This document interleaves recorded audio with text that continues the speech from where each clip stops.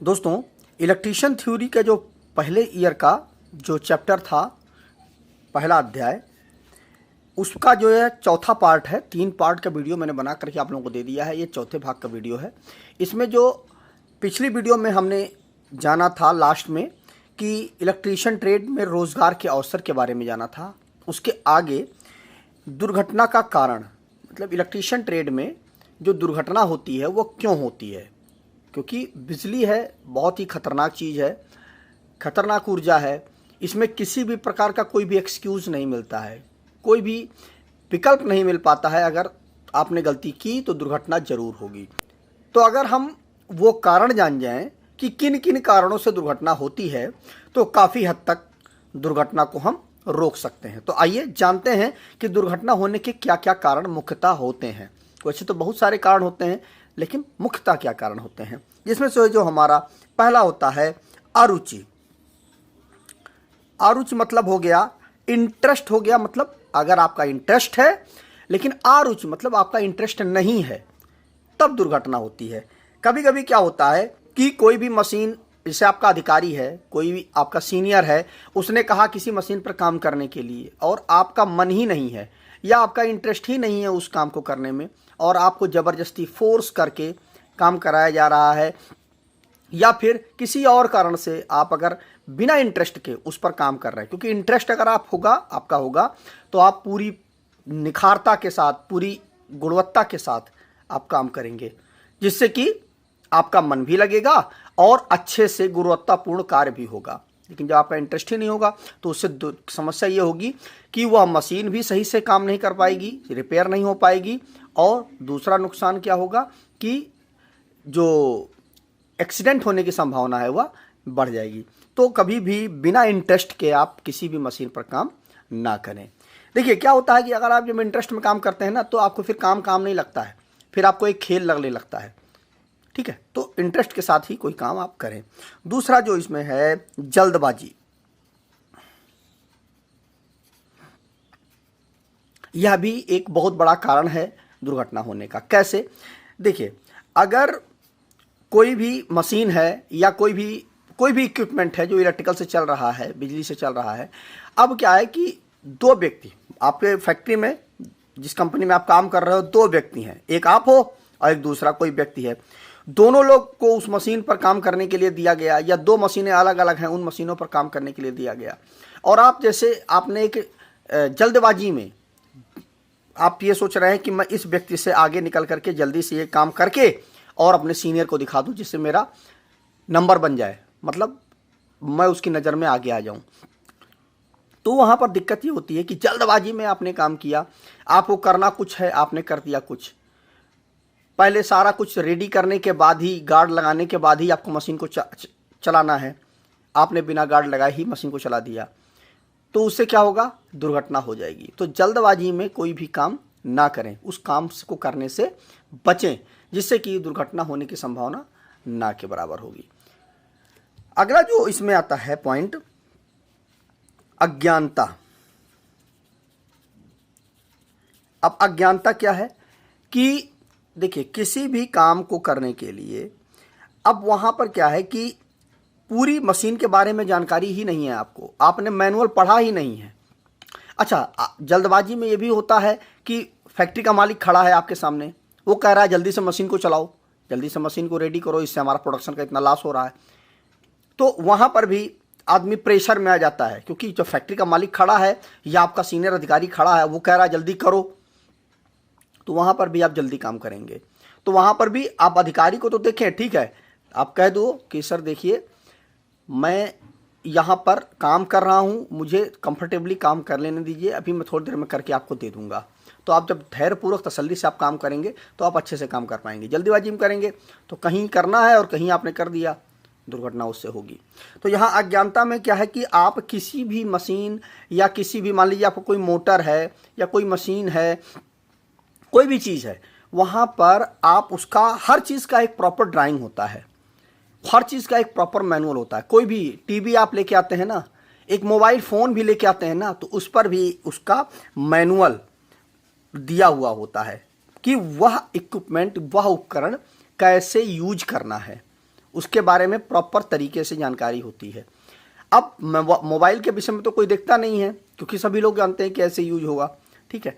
लेकिन जो हमारी मशीनें होती हैं ना, वो मशीनें, मोबाइल क्या होता है छोटा सा इक्विपमेंट होता है, लेकिन मोबाइल जो मशीनें होती हैं वो बहुत बड़ा इक्विपमेंट होता है। उसमें बहुत सारी मोटरें लगी होती हैं, सेंसर लगा हुआ होता है, अलग अलग प्रकार की पीसीबी लगी हुई होती है, तो उसमें बहुत सारी चीज़ें होती हैं। अब वहाँ पर क्या है कि बिना मैनुअल पढ़े हुए आप प्रॉपर तरीके से उसमें काम नहीं कर सकते हैं। तो आप उस मशीन का मैनुअल ज़रूर पढ़ें, जिससे उस मशीन के बारे में सारी जानकारी आपके पास हो जाएगी, जिससे फिर आप अगर आप काम करेंगे तो उस काम को करने में टाइम भी कम लगेगा और कोई भी गलती भी नहीं होगी और दुर्घटना भी नहीं होगी, ठीक है। हो सकता है आप अज्ञानता में किसी सेंसर को आपने डिस्टर्ब कर दिया और बाद में उसी सेंसर के लिए आप परेशान होते रहे, क्योंकि आपने तो अज्ञानता में कर दिया ना, बिना जानकारी के कर दिया। अगर आप मैनुअल के बारे में पूरी जानकारी आपके पास होगी तो आप जो प्रॉपर तरीके से काम होगा वही काम आप करेंगे। आजकल क्या है, बहुत सी मशीनें जो हैं वो HDMI पे काम करती हैं। उनमें क्या है कि आप सीधे लैपटॉप से कनेक्ट करके उसके जो कार्ड है उससे आप कनेक्ट कर दें, उससे एग्जैक्ट रूप से पता चल जाता है कि समस्या कहाँ पे है, ठीक है। तो अगर आप मैनुअल को जानेंगे ना तो आप अच्छे से सीधे आप उस प्रॉब्लम की लोकेशन पे आप पहुंच जाएंगे, जिससे समस्याएं जल्दी से हल हो जाएंगी। तो अज्ञानता भी बहुत बड़ा एक कारण है। अगला कारण है उत्सुकता।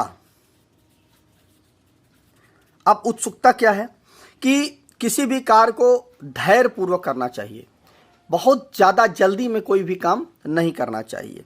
क्या होता है कि कोई भी नई मशीन आई, आपको जानने की बहुत ज़्यादा उत्सुकता है, या जैसे कोई नई मोटर आई है, नई ड्राइव आई हुई है, तो उसके बारे में जानने की बहुत ज़्यादा उत्सुकता आ जाती है लोगों के मन में कि जल्दी से मैं इस चीज़ को समझ जाऊं, सबसे पहले मैं इस चीज़ के बारे में जान जाऊं।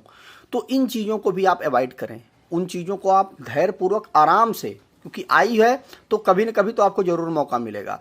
देखिए, इलेक्ट्रिकल में या कहीं पर भी दोस्तों बहुत ज़्यादा उत्सुकता अच्छी नहीं होती है।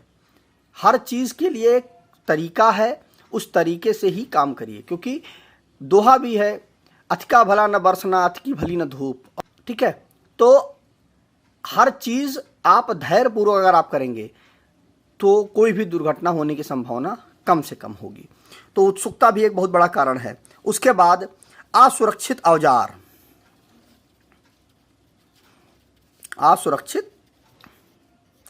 असुरक्षित औजार। अब क्या होता है कि औजारों का अगर आप सही से रख रखाव नहीं कर रहे हैं, ठीक, क्यों? क्योंकि जैसे आपने जो टूल्स हैं आपके, वो आप काम करके आए और आपने इसे फेंक दिया उठा करके, तो उससे क्या होता है कि जब आप सही से रख रखाव नहीं कर रहे हैं, कोई भी काम करके आए, आपने उसको प्रॉपर तरीके से आपको उसको साफ करना चाहिए टूल्स को। अगर आपने सही ढंग से आप अपने टूल्स को नहीं रखते हैं तो उसका इंसुलेशन दिन पर दिन डैमेज होता चला जाता है, और फिर आप कभी काम करने के लिए गए तो उसका इंसुलेशन डैमेज होगा, जिससे अगर आप मान लीजिए किसी कारण से थोड़ा बहुत लाइव में काम कर रहे हैं, ऑन सप्लाई में काम कर रहे हैं, तो दुर्घटना हो सकती है। तो असुरक्षित औजार भी एक बहुत बड़ा कारण होता है। इसके बाद जो अगला कारण होता है असुरक्षित ड्राइंग।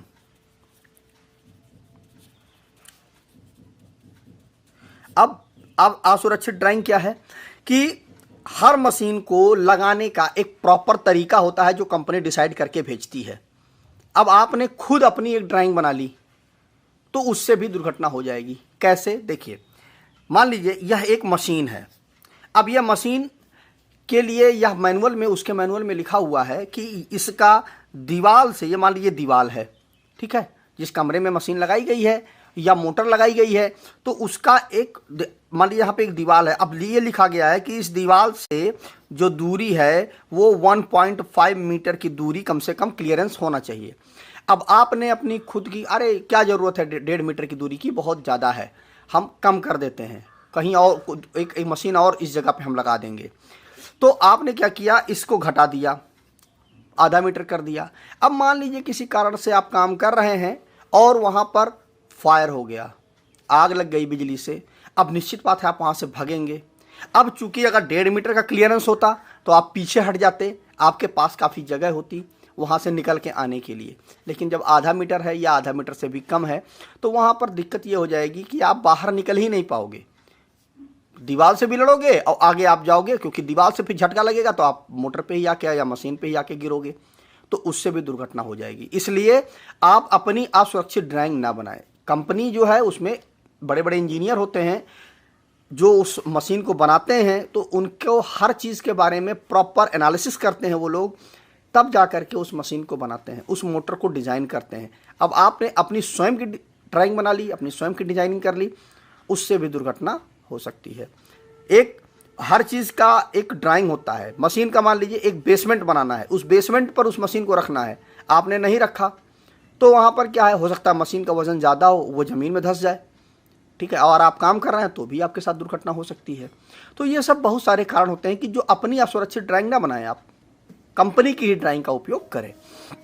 उसके बाद जो अगला जो हमारा पॉइंट आता है, स्वच्छता की कमी। स्वच्छता की कमी।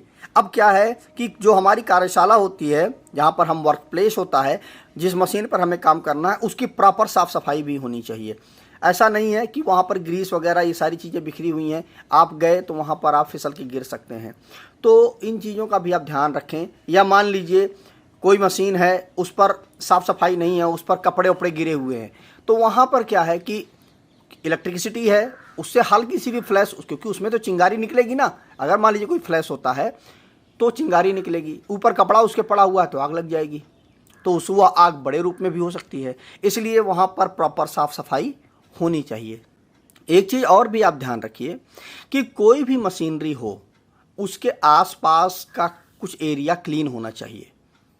यह एक थंब रूल है, इस चीज़ को आप ज़रूर ध्यान रखिएगा। बहुत लोग होते हैं कि अगर मान लीजिए क्लोथिंग की कंपनी है तो बहुत सारा इलेक्ट्रिकल के इक्विपमेंट के आसपास ही या उसके ऊपर ही रख देते हैं, तो उससे भी आग लगने की संभावना रहती है। अगला जो है अनुशासन। अनुशासन है, अनुशासन की अगर कमी है ना तो भी दुर्घटना हो जाएगी। तो आप पूरी तरह से अनुशासित होकर के किसी काम को करें, बिना अनुशासन के कोई भी काम ना करें। अगला जो इसमें है असुरक्षित पहनावा। असुरक्षित पहनावा, जैसा कि मैंने आपको उसमें पिछली टॉपिक में मैंने बताया था कि आप कभी भी ढीले कपड़े, टाई, मफलर, इन चीज़ों का उपयोग ना करें। लंबे बाल अगर हैं, आप महिला हैं, अगर आपके लंबे बाल हैं और आप खोल करके काम कर रही हैं तो उससे भी दुर्घटना हो जाए, क्योंकि वो बाल हो सकता है चलती हुई मशीन में फंस जाएं। टाई आपका चलती हुई मशीन में फंस जाए, मफलर है आपका चलती हुई मशीन में फंस जाए, तो इन चीज़ों से भी वह सीधे सीधे उसकी चपेट में आ जाएगा गियर के, और आपका गला सीधे टाई से जुड़ा हुआ है तो निश्चित ही दुर्घटना होगी। तो कभी भी आप सुरक्षित पहनावा पहन करके आप किसी भी मशीन पर काम ना करें। उसके बाद जो अगला है समुचित प्रकाश।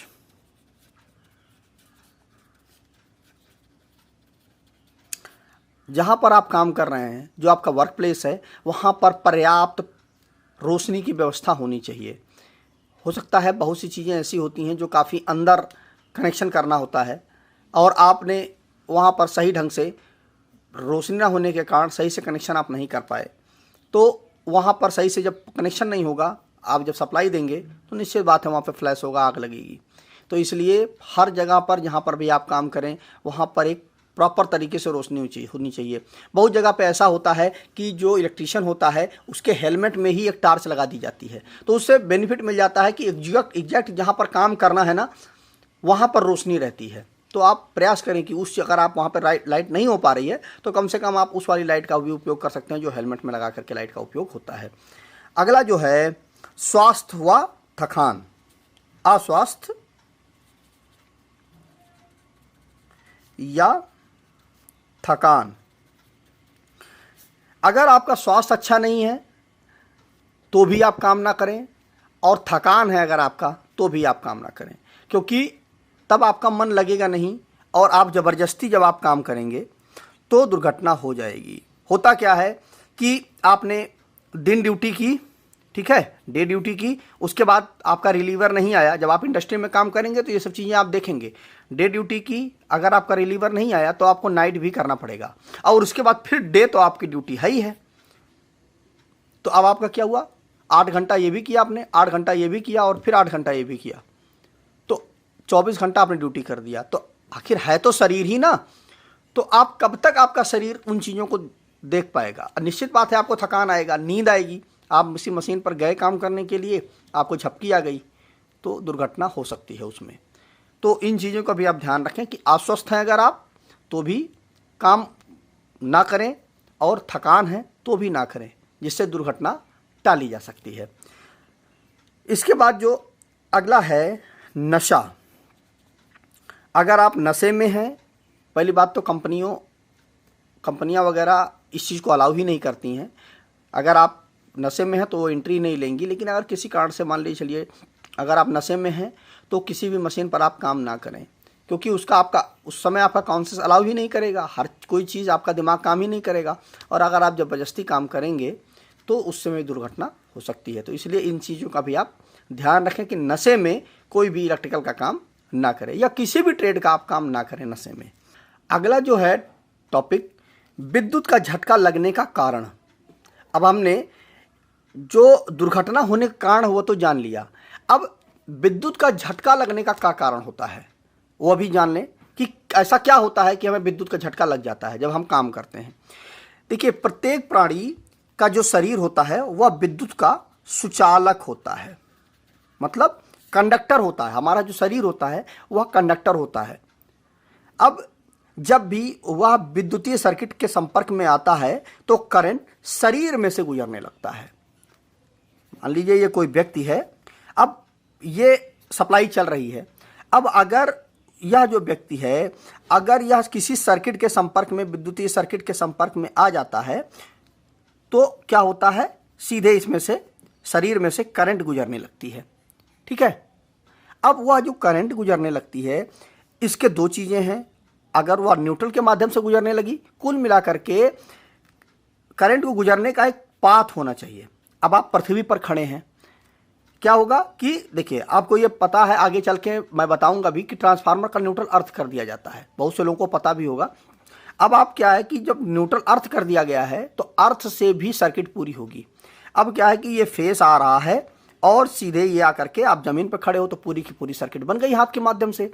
तो इस कंडीशन पर जब सर्किट पूरी हो जाएगी, क्योंकि करंट का जो प्रवाह है वह फेस से लेकर के सीधे पृथ्वी की तरफ आता है, इससे क्या होगा कि जो इलेक्ट्रॉनों का प्रवाह है वो यहां से होकर के सीधे पृथ्वी तक आ जाएगा, और उससे क्या होगा, करंट का फ्लो होने लगेगा, जिसके कारण से जो हमारा शरीर है उसमें से बहुत सारे इलेक्ट्रॉनों का प्रवाह होने लगेगा। और उससे क्या होगा, इलेक्ट्रॉनों के प्रवाह से रगड़ होती है, जिससे हमारी जो मांसपेशियां हैं, तंत्रिका तंत्र है, वह सिकुड़ने लगता है और हमें विद्युत का झटका लगने लगता है, और फ्रीक्वेंसी के कारण हमें झटका भी लगने लगता है। इसी को हम विद्युत का झटका बोलते हैं। अब देखिए, जब तक किसी भी प्रकार का सर्किट अगर नहीं पूरा होगा तब तक आपको विद्युत का झटका नहीं लगेगा। अगर सर्किट पूरी हो रही है तो ही विद्युत का झटका लगेगा। अब क्या किया आपने कि यहाँ नीचे आपने एक रबड़ की मैट डाल दी पैरों के नीचे। अब क्या होगा कि ये जो फेस आ रहा था वो तो आएगा आपके शरीर में, लेकिन आपके बीच में जो रबड़ की मैट और पृथ्वी के बीच में पड़ी हुई है उससे सर्किट जो है वो पूरी नहीं हो पाएगी, और सर्किट जब तक पूरी नहीं होगी तब तक आपको विद्युत का झटका नहीं लगेगा। मतलब कुल मिला करके आप इस चीज़ को अच्छी तरह से समझ लें कि जब तक विद्युत का झटका लगने का कारण आप हटा देंगे, जब तक आप हटाए रहेंगे तब तक आपको विद्युत का झटका नहीं लगेगा। जैसे ही आपने उस कारण को हटाया तब तक तुरंत आपको बिजली का झटका लग जाएगा। मतलब बीच में यदि आपने एक इंसुलेशन डाल दिया, पैरों के बीच में एक इंसुलेशन डाल दिया, 99% जो दुर्घटनाएं होती हैं उनका यही कारण होता है कि अर्थ से जो सर्किट पूरी हो गई। न्यूट्रल से सर्किट बहुत कम पूरी होती है, अर्थ से आप फेस के टच में आ गए और आप जमीन पर खड़े हो तो सर्किट पूरी हो गई, इससे झटका लग जाएगा, आपको शॉक लग जाएगा। तो आपको मिला करके इसीलिए कहा जाता है कि एक सेफ्टी शू पहन करके ही आप काम करें, क्योंकि सेफ्टी शू क्या होता है, उसकी जो सोल होता है ना वो बहुत अच्छे रबर की बनी हुई होती है सोल। वो उससे क्या होगा कि पृथ्वी के साथ वो कंटिन्यूटी नहीं बनने देता है, और अगर आप फेस आपके शरीर में भी आता है तो सर्किट तो पूरी होगी नहीं अर्थ के साथ में, तो झटका आपको नहीं लगेगा। तो इन कारण से विद्युत का झटका लगता है। अब आइए विद्युत के झटके का प्रभाव हम जान लेते हैं। अब विद्युत के झटके का प्रभाव देखिए, विद्युत का जो झटका होता है वह उस समय, जिस समय आपको बिजली का झटका लग रहा है, उस समय कितनी मात्रा में आपको विद्युत का झटका लग रहा है, वह उस समय पास होने वाली, जो आपके शरीर में से पास होने वाली करंट पर निर्भर करता है। अब यहाँ पे जैसे इसी कंडीशन पे देख लीजिए, अगर आपने अच्छी रबर मैट का जूता पहना हुआ है, रबर का जूता पहना हुआ है, तो उससे लीकेज ना के बराबर होगी या नहीं होगी। अगर ना के बराबर भी हो रही है तो बहुत कम ही लीकेज होगा, तो उससे क्या होगा, करंट का फ्लो नहीं होगा, क्योंकि बीच में जो यह हमारा रबर का जूता है वह एक रेजिस्टेंस का काम करेगा, तो उससे क्या होगा, करंट का फ्लो बहुत ही कम होगा, इसलिए आपको बहुत हल्की झटका, बहुत हल्का सा झटका आपको लगेगा।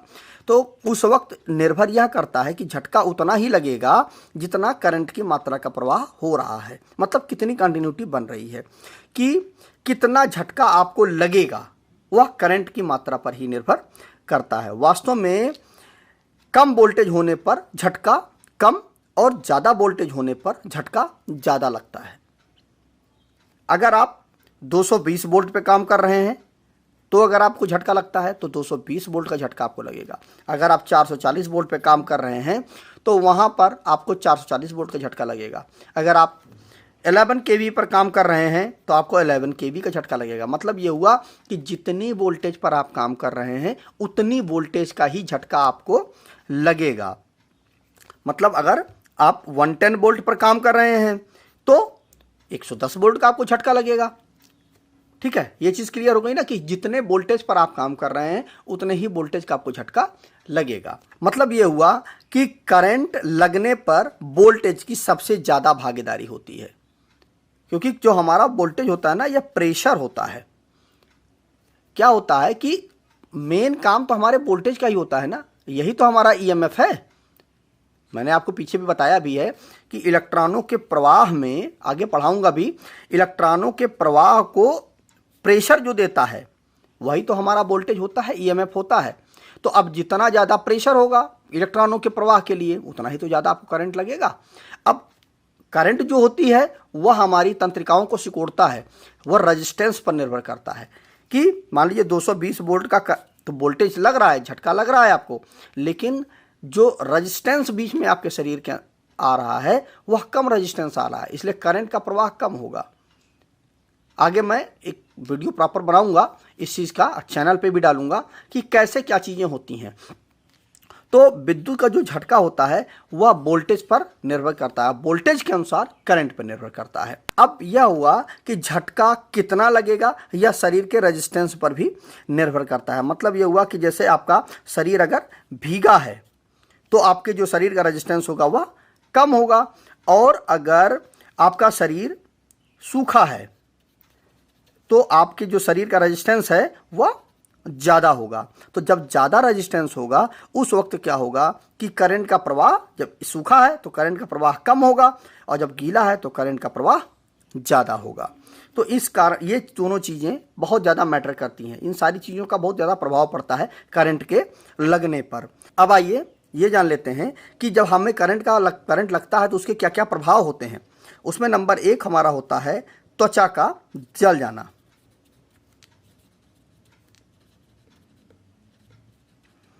त्वचा का जलना। दूसरा होता है शरीर पर छाले पड़ना। तीसरा होता है बेहोश होना। और जो चौथा होता है झटका लगना। और अगला है खून का बहना। अगला है सांस लेने में परेशानी। और अगला है हृदय गति का रुक जाना। तो ये कारण होते हैं विद्युत के झटके के प्रभाव जो होते हैं वो चीज़ें। अब आइए इन चीज़ों को आप नोट कर लो, जिससे कि पूरा का पूरा जितना मैंने बताया है आपको ये सारी चीज़ें आपकी क्लियर हो जाएं। अब देखिए हेडिंग डाल लीजिए, विद्युत का झटका लगने का कारण। प्रत्येक प्राणी का शरीर एक सुचालक है। जब भी वह विद्युतीय सर्किट के संपर्क में आता है तो करंट शरीर में से गुजरता है और पृथ्वी की तरफ जाता है। इलेक्ट्रॉनों के प्रवाह को करंट कहते हैं। इलेक्ट्रॉनों की संख्या अनगिनत होती है होने के कारण, जिससे उसकी रगड़ से हमारा नाड़ी तंत्र सिकुड़ जाता है और फ्रीक्वेंसी के कारण झटका लगता है। इसी को हम विद्युत का झटका कहते हैं। ये चीज़ आप नोट कर लीजिए पास करके। उसके बाद अगला है, देखिए इसमें नोट क्या है कि बिजली का झटका उस समय ही लगता है जब करंट का सर्किट प्राणी के शरीर के माध्यम से पूरा होता है। जब तक सर्किट नहीं बनेगी तब तक बिजली का झटका नहीं लगेगा। अगला है टॉपिक कि बिजली के झटके का प्रभाव। बिजली का झटका उस समय पास होने वाले करंट की मात्रा पर निर्भर करता है कि कितना झटका लगेगा। वास्तव में कम वोल्टेज होने पर झटका कम और ज़्यादा वोल्टेज होने पर झटका ज़्यादा होता है। अर्थात करंट लगने पर वोल्टेज की भागीदारी सबसे ज़्यादा होती है। यह झटका कितना लगेगा वह शरीर के रेजिस्टेंस पर भी निर्भर करता है। भीगे शरीर का प्रतिरोध कम और सूखे शरीर का प्रतिरोध अधिक होता है। अर्थात भीगे शरीर में से ज़्यादा करंट का प्रवाह होता है और झटका भी ज़्यादा लगता है। अब जो इसके प्रभाव जो हैं क्या क्या हैं, त्वचा का जल जाना, शरीर पर छाले पड़ जाना, बेहोश हो जाना, झटका लगना, खून का बहना, सांस लेने में परेशानी और हृदय गति का रुकना। तो दोस्तों आज की इस वीडियो में हमने विद्युत का झटका लगने का कारण और विद्युत के झटके का प्रभाव को हमने जाना डिटेल से। अगली वीडियो में हम विद्युत संपर्क से बचाव के कारणों को हम जानेंगे, वो भी काफ़ी डिटेल से पढ़ने की कोशिश करेंगे। तो आज की इस वीडियो में बस इतना ही। मुझे उम्मीद है वीडियो आपको अच्छा लगा होगा। तो मिलते हैं एक नए वीडियो में, तब तक अपना बहुत बहुत ख्याल रखें। नमस्कार दोस्तों।